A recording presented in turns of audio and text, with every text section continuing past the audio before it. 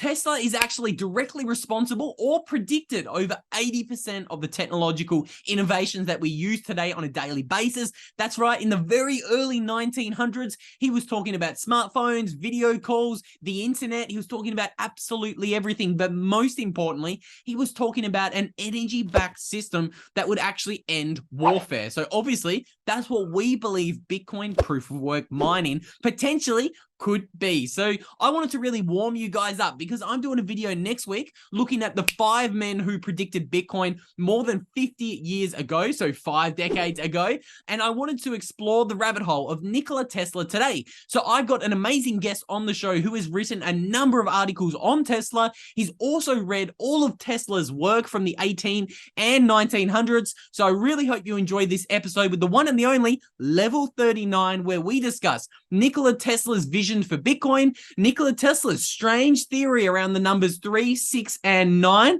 and why he believed that they actually held the secrets to the universe. We also talked about how Nikola Tesla's vision of energy money could potentially transition society into a type 2 civilization. So I really hope you enjoy this one. Let's get straight into it. Level 39, how about we first give the listener a little bit of a background of, who Nikola Tesla was and why we both think he's probably one of the more underrated inventors in human history. Oh, yeah. Well, he was, I probably need to refer to some notes to remember exactly what he had, what exactly the history was. But if I remember correctly, he came over from Serbia, I believe. I could be mistaken about that. But I believe he was an immigrant. He came over and he always just had a fascination, for inventing things. He actually had this ability to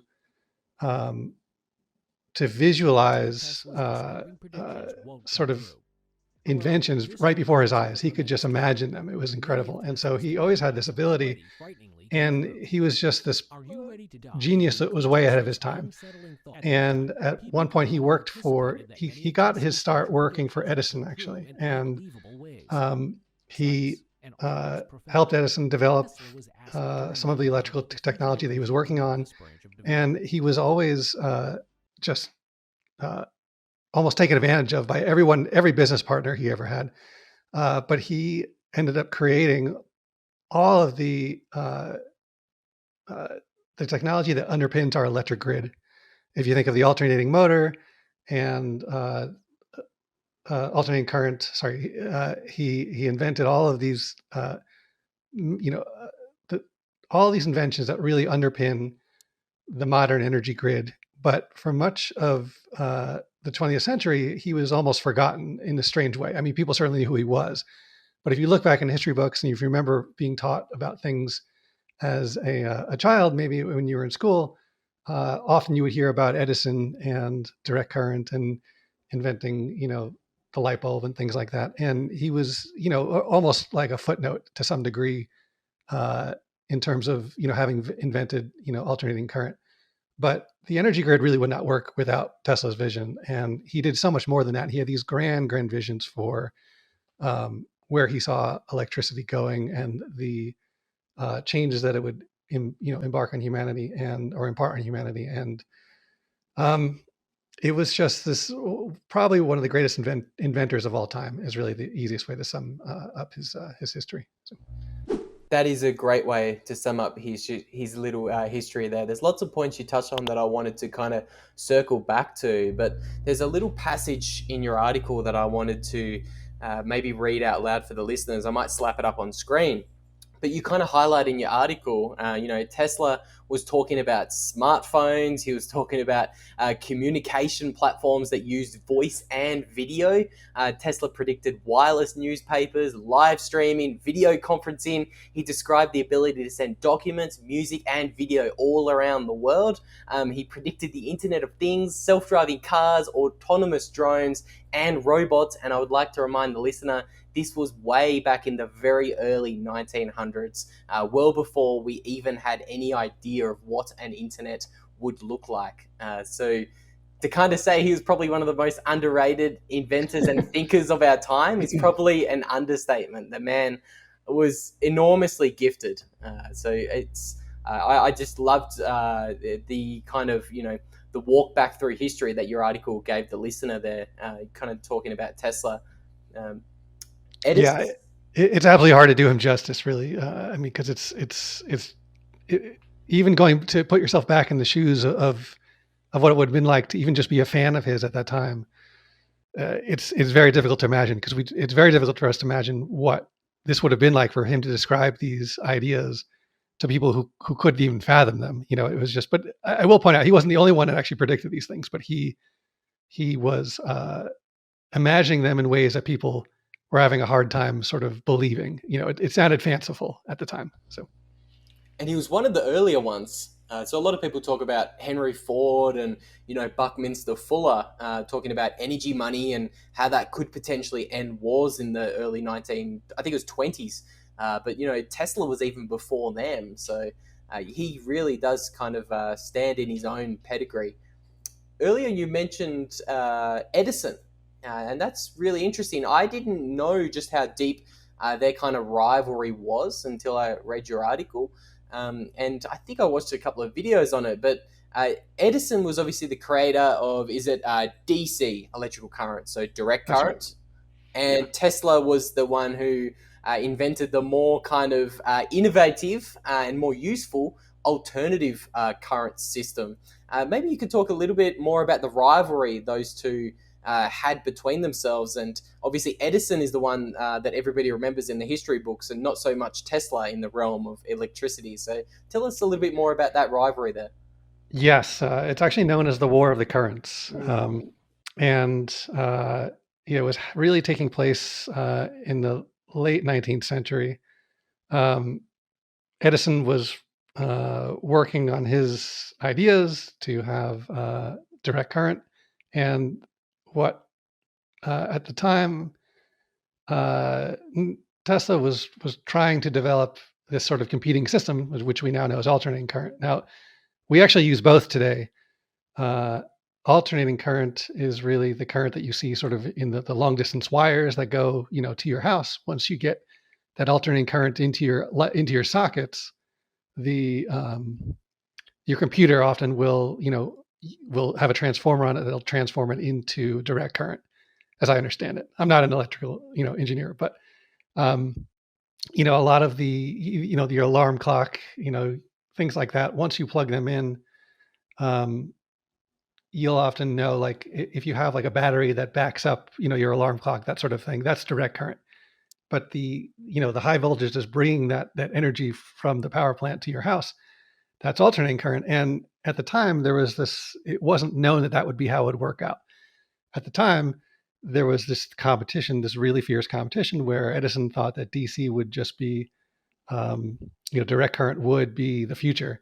And there were things about it that didn't make it ideal, and Tesla wanted to compete with that with alternating current, and there were things about alternating current that necessarily didn't work in some situations. So there were pros and cons of each, and essentially um, during this war they were sort of competing with each other in the public's mind as to which would be the best approach to adopt for society. And so there was a lot of misinformation spread, which is really something that we can relate to, I think, as fans of Bitcoin, is that during that time it wasn't a foregone conclusion that what would win out. Although of course you would expect the best technology certainly did win out for its particular use cases. But essentially, what we're talking about here is that Edison would perform these stunts and create this propaganda to make alternating current look like it was this absolutely dangerous, life-threatening technology that nobody would ever want to use. And one of the most famous things he did was he got an elephant and electrocuted it in public to show just how dangerous alternating current could be. And it was a really shocking, awful publicity stunt, because he literally killed this harmless elephant. And I mean, it was really just quite shocking and frightening. And but the public was easily swayed by these kind of things, and eventually alternating current won out, though, because it was the best technology for the uses that it needed to be used for. It's a really interesting analogy there you draw to Bitcoin and the propaganda we're currently fighting. It's very true. I mean, you even there's there's artwork that shows what the future would look like if alternating current would take over and there was all these wires going through and it was killing people, that sort of thing. So they had political cartoons that was trying to sway the public in this way, and over a century later we're still dealing with these kinds of propaganda. It's unbelievable. The propaganda's only gotten stronger here in the Yes. digital age, that's for sure. Something I wanted to hit on there was Tesla's thoughts about how technology would actually, change war into the future. Right. So it's funny because as everyone knows at this point, Jason Lowery has sort of become this controversial figure in the Bitcoin community because he is looking at this new perspective on Bitcoin. And I remember at the time when he was presenting this idea, I had been reading or rereading, Nikola Tesla's essay, the problem with increasing human energy. And when I was reading it, I came across that passage that I mentioned in the essay, and it struck me as just being something very similar to what Lowery was talking about. Now, I'm not going to say, I'm not going to suggest in one way or the other whether Lowery's, thesis is the correct thesis for Bitcoin. I think that's up to each individual, to come to that conclusion, whether or not they agree or not. But what is interesting, though, is that Tesla was very much echoing the same ideas. And the ideas were very much along the lines of this idea that, as we evolve as a species, we're going to have access to greater and greater forms of more and more intense energy. So much so that, war is becoming increasingly, more deadly and more of a threat to humanity. And as that happens, we have to think of ways to make war untenable, and to make it something that we wouldn't want to do. And his theory, or at least Tesla's theory, was that we could create a domain that was so where humans didn't have to be involved in that sort of war fighting. And that really just struck me as being exactly what Lowery was talking about. And so I just make the connection that the two of them were basically on the same wavelength, talking about the same ideas, which is that you could have sort of a cyber domain where war is happening over certain kinds of disputes. And it was just really fascinating to me that Tesla was thinking about this, over 100 years ago. Yeah, so I suppose the timing of this interview is very interesting considering Jason Lowery just kind of put out his book, Soft War, only last week at the time of recording. And I actually did go back and listen to an interview that you did with Bitcoin Magazine where Jason Lowery and I think Robert Breedlove, CK Snarks, everybody was on that interview. And I would recommend everybody go and check it out because it was a brilliant rip. But kind of talking about this idea of how we deal with war moving into a world where technology is becoming so powerful and the risk of humanity wiping itself out being so high with this dangerous technology.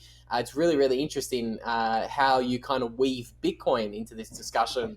Maybe this is a good point to start talking about Bitcoin mining and how an energy-backed currency could actually change the shape of physical warfare in the future. Yeah, so this actually brings us back to Edison, actually.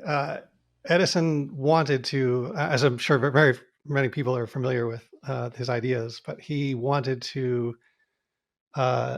develop an energy currency. I mean, it was really an untenable idea at the time. I think, I don't know how he was really going to pull that off exactly. I think it was sort of, there's going to have to be ledgers that were, that were controlled by centralized entities, probably in some way, I imagine, or at least some way of everyone agreeing on what certain things were being created in this energy currency that he dreamed up. But his idea was that he was going to buy up this dam called Muscle Shoals, and from there he was going to generate electricity and somehow create an energy currency. It's not entirely clear how he was going to do it, but reporters were interested in these ideas, and at the same time, it was the idea was to take money out of the hands of powerful people and create this energy currency that was sort of this global neutral uh, currency that couldn't be seized in a way. Again, having this idea of uh, taking the power back to the people was sort of the general idea for what. This takes us back really to Henry Ford, who had come up with these ideas to create an energy currency. Um, and that's one of the interesting ideas, was that this is an ongoing idea uh, that society has really been looking for an answer to for at least over a century. As long as electricity has existed, there have been people dreaming about an idea to take the monetary base away from governments and bring it back to the people. That was the general idea that Ford was after, and he was echoing ideas that were built upon Tesla's ideas in a way. Tesla had this idea of let's take war, let's solve the issue of war, and Ford had a different twist on that by incorporating money as being a part of that energy solution. And that to me was also really interesting, is to see that progression over time, where Tesla certainly wasn't the first person to think about eliminating war, and neither was Ford, obviously, but it dates back way, way, way into our history as a species. We've always been looking for ways to solve this idea, and it never is really solved. And that's one of Lowry's really his main thesis is how can we think about ways of progressing to a point where we're incentivized to not fight each other over at least certain aspects of property. Yeah, it's a great point. I'm actually, something else I've written a little bit about is the great stagnation, because obviously everybody's talking about the fact that we're hurtling towards this technological singularity. And in lots of measures, it does actually appear that way. But then in lots of other ways that you kind of track human progress, whether that be morally, culturally, or in the physical realm, we're actually not really advancing. And over the past 50 to 60 years, you could argue that maybe we've been in like a modern day dark ages. I was really excited reading your piece when you mentioned the great stagnation. And I think you mentioned, was it Peter Thiel or Eric Weinstein that you mentioned in your piece? Eric Weinstein. Yeah, okay. Yeah, and he kind of believes the cause for the great stagnation is less to do with the money than us Bitcoiners probably think it is. But I'd love your thoughts on the great stagnation. Yeah, so I've actually listened to some interviews with Breedlove and Weinstein, and Breedlove does really get him to acknowledge that money plays a role. But I think Weinstein doesn't want to suggest that it is the only issue. I think from Weinstein's perspective, there's more to it, but he's definitely willing to admit that the money plays a role in the situation. I think as Bitcoiners, we sort of look at it as this pivotal moment in history where the U.S. went off the gold standard. And I think it's true. Obviously, I completely believe that. And I think fixing the money does indeed fix the world. But yes, there were other aspects that Weinstein certainly points out that were contributors to these situations. And I think he also, has just a number of ideas floating around in his head that are, that are specific to the situation that he finds the state of physics into, this stagnation, as we've described it. And it's true, he's trying to challenge the ideas of Einstein, because if you look back in our history of progression, every single, pillar that we've had in terms of where physics stands has always been taken down by someone over time. And so he's looking for what is the next leap that we have that takes down, Einstein's theories. And that just hasn't happened. There's just been this great stagnation where we haven't been able to progress beyond it. And, it leads a lot of us to wonder, how much of the money is there involved in that? And, I think a tremendous amount. You're going to have to remind me off air to send me some articles or some videos talking about how we kind of see these leaps forward in the realm of physics, and how we have to tear down the old paradigm. I'd love to read a little bit more about that. Yeah. So I think one of the interesting things about tearing down paradigms is that that's what Nikola Tesla wanted to do. And I think he didn't really get the chance to do that. It's hard to say exactly, because he was a real showman, right? Like, he had these ideas, and I think all of us have these ideas maybe at times where we think to ourselves, well, the fabric of reality that we exist in, there's something more to it, and we're not tapping into it. And I think he was really interested in actually exploring that. And now, again, he was a showman, so he was definitely trying to, wow the public in various ways. But he was also coming up with theories, I think, that a lot of his fans would suggest are universal in truth, that maybe go back much further than we might ordinarily imagine. And by that I mean that there's almost this strange commonality of themes that you see in his work that look into sort of the fabric of the universe and are mirrored in the beliefs of ancient cultures even, and things like that. So you get the situation where you wonder, were ancient cultures or was Tesla rediscovering secrets from ancient cultures in some ways? And so there's a lot of lore that comes with a lot of Tesla's work that sort of makes one wonder if he was dipping into these, or pulling from these universal truths, perhaps, or something else there that upends what we think of when it comes to Einsteinian physics. Yeah, that is very interesting. I wasn't actually going to take us down this rabbit hole in today's discussion, but I've seen a couple of videos on YouTube that kind of talk about Tesla's theories surrounding the pyramids, and that kind of touches on what you were mentioning there about these ancient civilizations and what could be ancient truths. Well, if you want to get into that, we can get really cosmic. I don't know how much you enjoy that sort of thing, but there's some really interesting ideas that connect back to Bitcoin. I don't know if you want to go there or not, but I'm happy to if you want to. So. Let's go there. Yeah.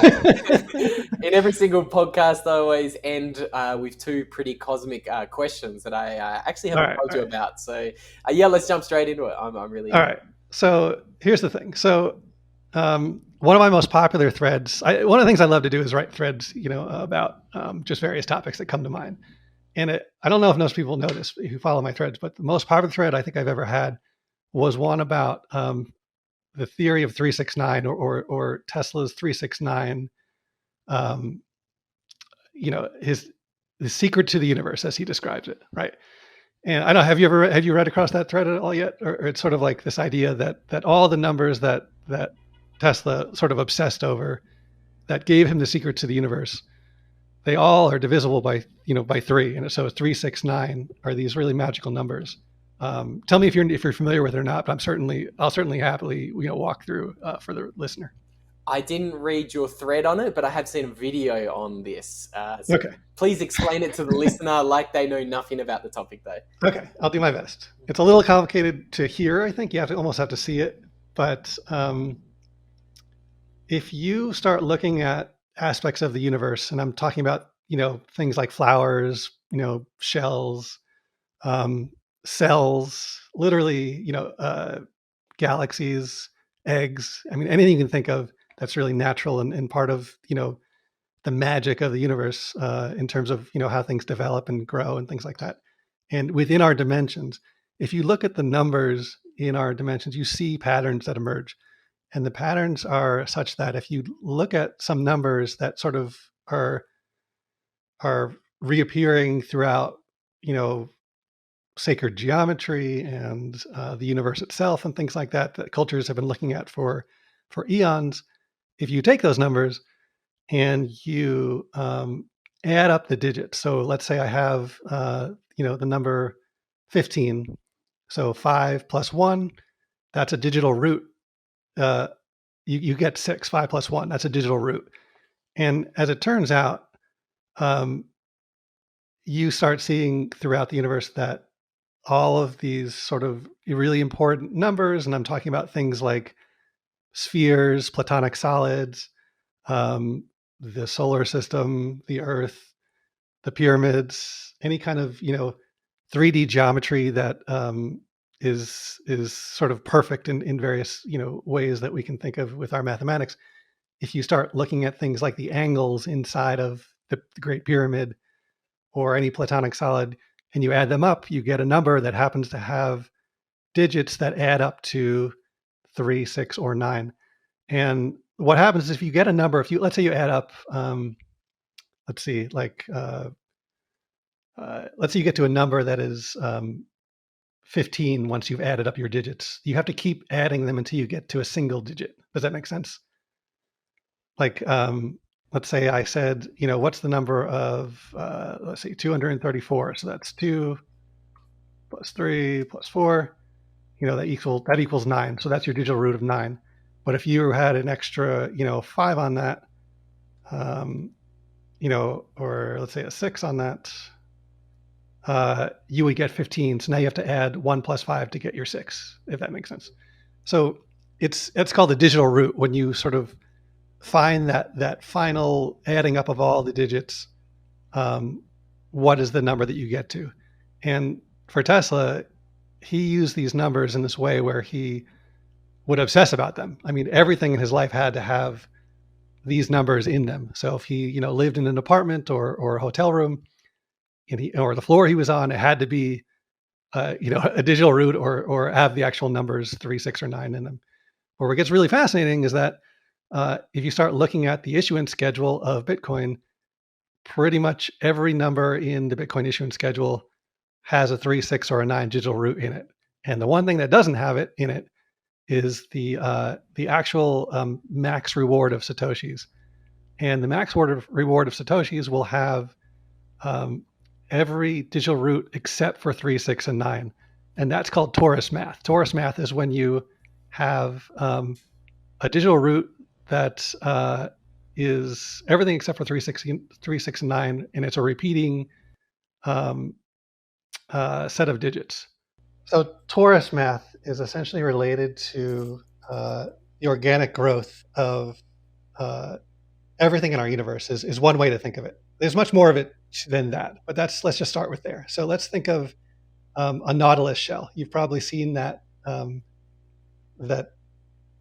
cross section of a shell and thought of it as the Fibonacci sequence and the golden ratio and that sort of thing like that.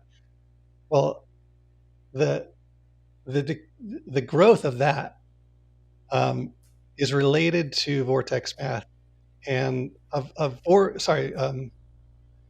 and vortex math is really the same as torus math in a sense, but this particular math is this idea that's related to exponential growth and exponential decay, which is what we see in Bitcoin. We see exponential decay. And if you were to take the digital roots that we talked about earlier, and we were to look at the digital roots of the reward limit for each epoch,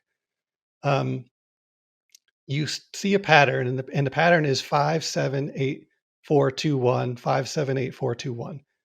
Now, that's the digital roots. We just talked about digital roots where we added up the numbers. So if you go through the reward limit for each epoch and you add them up, you get those digital roots. You get 5, 7, 8, 4, 2, 1.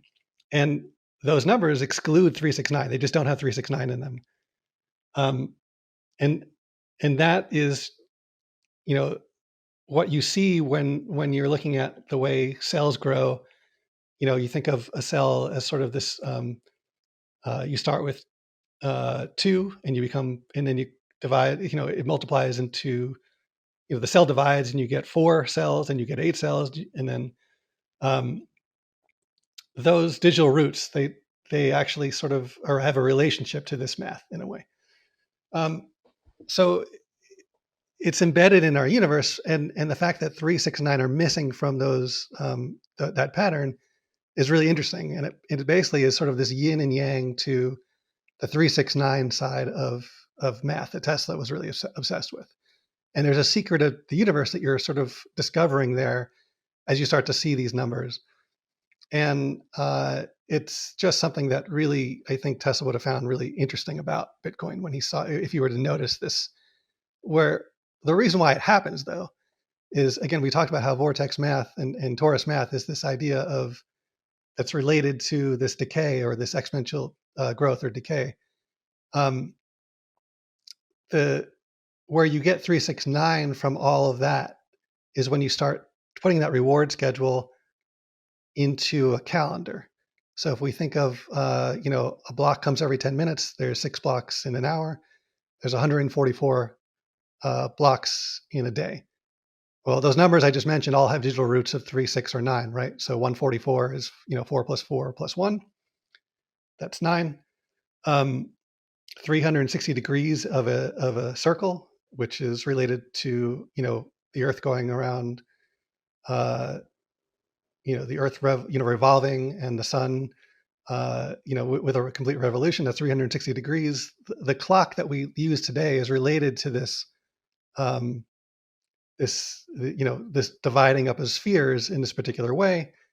All of these numbers, when it relates to this time in our third dimension, you get these 369 patterns just constantly. And that's what's happened, is that Satoshi basically imprinted this decay onto time on Earth, or really it would work on any planet, it would work in any solar system. You would see this pattern exist. That's what's happened. That's why you see the 369, is because you're really, taking this decay and putting it into physical reality. That's what's happening. And that's why you see those numbers, and it becomes really special, and it unlocks the secret of the universe when you think of it that way.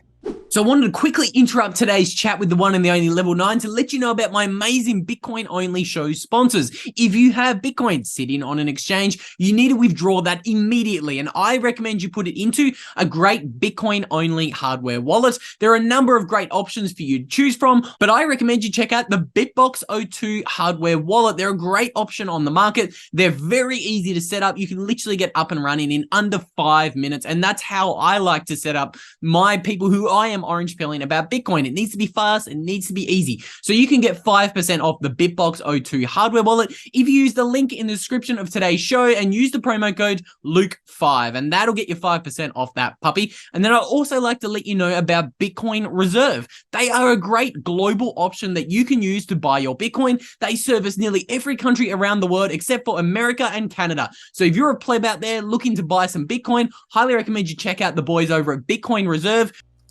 And that's really fascinating. You said you wanted to go cosmic, and I think you delivered there on that one. That's the first time I've heard that theory surrounding Bitcoin, and that kind of gets into an even more interesting rabbit hole of who was Satoshi Nakamoto? Was he someone who was familiar with Nikola Tesla's work, or you even have some people in the Bitcoin space who think Satoshi was a time traveler? I'm not so sure of that one myself, but boy, that is really interesting. When you know that, because obviously not many people, I haven't heard many people talk about Tesla's magic numbers like that before. So that is a very interesting rabbit hole. Yeah, it goes deeper, because you can actually make a connection between that and the Great Pyramids when you start looking at those numbers. You actually do see how that relates. And if if anyone's curious about figuring out how it relates to the Great Pyramids, in the sense, the pyramids are a scam model, according to Randall Carlson. He has this wonderful talk called Hidden Mathematics, and I think it's like an hour and a half, 2 hours long. But he discusses how the pyramids really are a scale model of the Earth. If you think about it in that sense, where you could put the pyramid into a perfect hemisphere of the Earth, and it would fit perfectly. And the scale is exactly 1 to like 420,000 or something like that. Again, these are 369 numbers that are coming up, and from there, if you put the pyramid onto the equator, if you were to take its base, put it right on the equator, I think it's something like 1 out of every. I think the distance the sun would travel along the equator, it's like every half second. It covers the distance of like the base of the pyramid or something like that. And it's just another calendar, right? It's another timepiece, this timepiece that was worshipped for generations, thousands of years ago. And it's very similar to what Bitcoin is. It's really a timepiece for energy and, scarcity, but it really is, it's time. Gigi has talked about this, endlessly, and written these amazing articles about it. And that's what it is. It's time, it's our reality, and the numbers are evidence of that. That's fascinating. I want to go down the Randall Carlson rabbit hole, but I think now is a perfect time to read a quote from your article. Because Bitcoin isn't only time, but as you describe it in this article, you say Bitcoin is a physics-based truth machine that pulls humanity forward. by removing bureaucracy and protectionism from the scientific process while also allowing for failures and creative destruction. It pushes humanity up the Kardashev scale. So that's obviously a really interesting rabbit hole that I explore every now and then here on the podcast, and something I've been writing about a lot. How do you think Bitcoin pushes us up the Kardashev scale?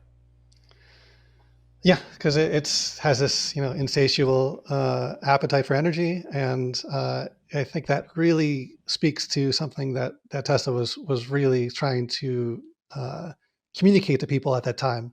Energy was, electricity was this real new phenomenon for everyone, but he was looking forward, generations into the future, and seeing this future where we were just going to need more and more and more and more and more energy. And he was constantly thinking about how we would be able to survive this as a species, or how would we, how would we achieve that? How would we do that? But the importance of actually always looking for more and more energy.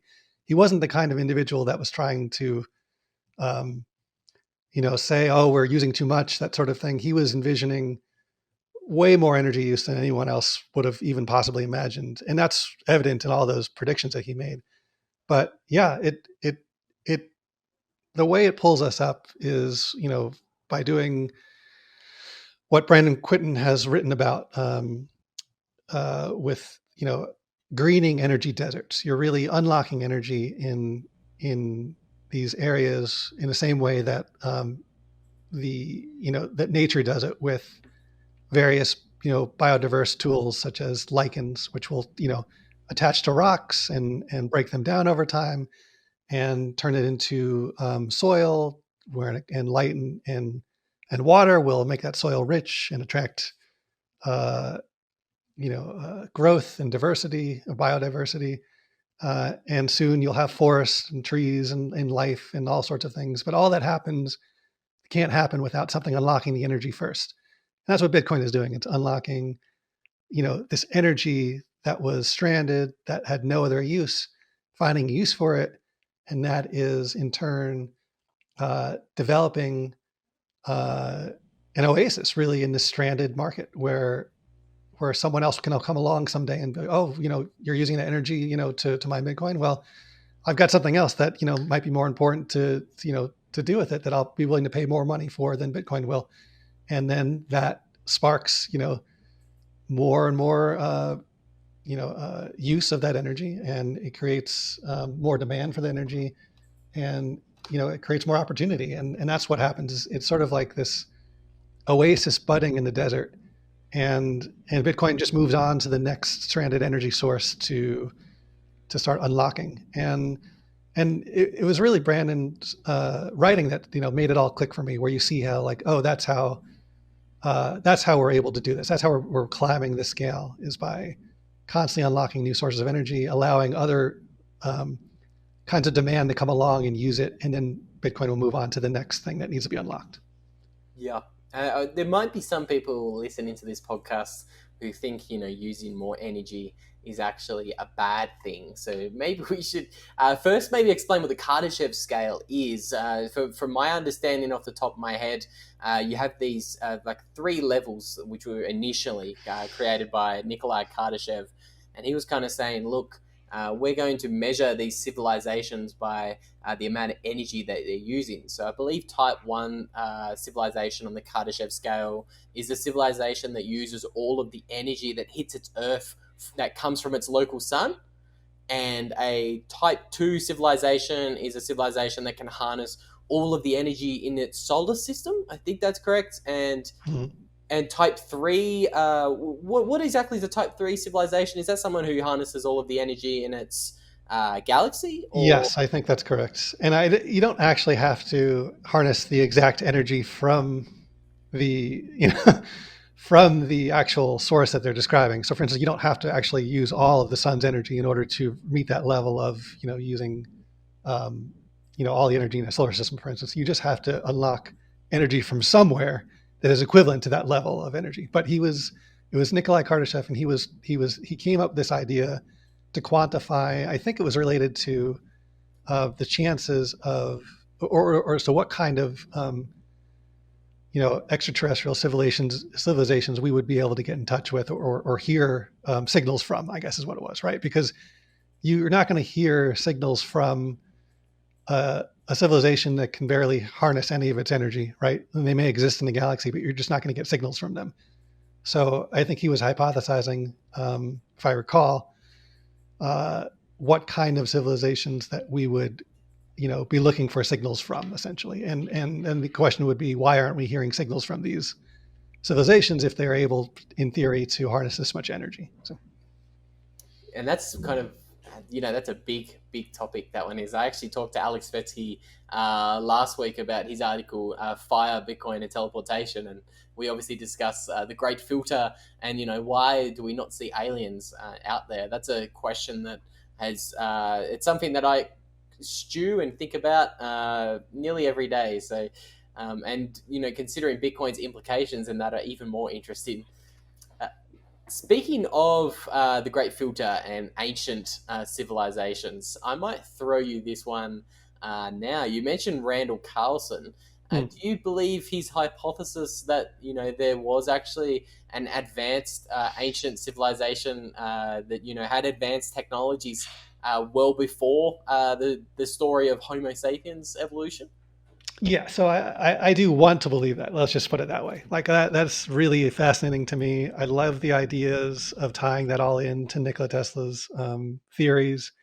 There's this belief that at least Randall believes that Nikola Tesla was rediscovering these ideas. And to me, it's fascinating because if you see those numbers in Bitcoin, the issuance schedule that are part of that sacred math that Carlson talks about, then it almost makes you wonder, is it that, is this giant, blinking light in front of us saying, hey guys, this technology has the same, numbers in it that could potentially be unlocking secrets to energy. You know what I'm saying? Like there's this weird thing sitting in front of us that has these numbers in it, and they're the same numbers that Nikola Tesla obsessed over. They're the same numbers that Randall Carlson has talked about as being something that Tesla was rediscovering from ancient civilizations. So, I don't know. It's certainly compelling. It's really interesting. I think it's entertaining, if nothing else. But there's this idea that Carlson has been looking into, which is the idea of plasmoids. Plasmoids are this next generation technology that that could be the next leap forward in energy production. And I believe he was supposed to have an interview with Joe Rogan to explain it further. He sort of alluded to it at one point. And I think they had the conversation, but then Joe Rogan didn't put it out there because I think it just sounds so insane. So I don't know what to make of it. So for me, I'm paying attention to that work. I think it's Malcolm Bendall is the person he's supposed to be working with on these ideas. Whereas interesting though is that plasmoids are a real technology. It's not like that's just completely made up. So there's other technologists and physicists and electrical engineers who are looking into using plasmoids as this futuristic source of energy. But that all relates back to the same torus math and vortex math that we see in Bitcoin. It's just this really weird coincidence, or there's something else in there. But I'm, waiting to see, when it gets proven. And one of the things we talk about in the article is this idea that, look, when I wrote the article, I originally wanted to put in all of these cosmic ideas into it. But these ideas are so crazy and they're so unproven that it's hard to write that seriously, in a magazine, essentially. And so what I did instead was I wrote that, look, we can all dream that Tesla's ideas and his most fantastic ideas were real, and they relate to these ancient cultures, but it's all bullshit until it gets proven on the blockchain, right? So it's almost like Satoshi made this technology that is ready, willing, and able to deal, to test the next generation technology, whether it be plasmoids or something else, to come along. And people aren't going to believe it when this new technology comes along. But if you start mining with it, well, people are going to take notice. And there's nothing that can, take it away from the people who are actually able to make money off of that that new technology. So it really is a truth machine for the next generation technology and energy generation that comes along. And it may just have something to do with these numbers, or it may not. We just don't know. So due to a little bit of a technical difficulty, I'm going to have to finish this episode myself. What do you guys think about Nikola Tesla's vision for Bitcoin in the 1890s? If you want me to record a video on this topic in the coming weeks, let me know in the comments down below. And what do you actually think? Do you think Tesla was directionally correct on Bitcoin? And do you think he is the world's greatest inventor? Well, if you want to learn more on either of these topics, I recommend you check out Level 39's amazing articles on them. Or if you prefer videos, you can check out the video that I recorded on this topic right there. And with all that said, I'll see you guys in the next video.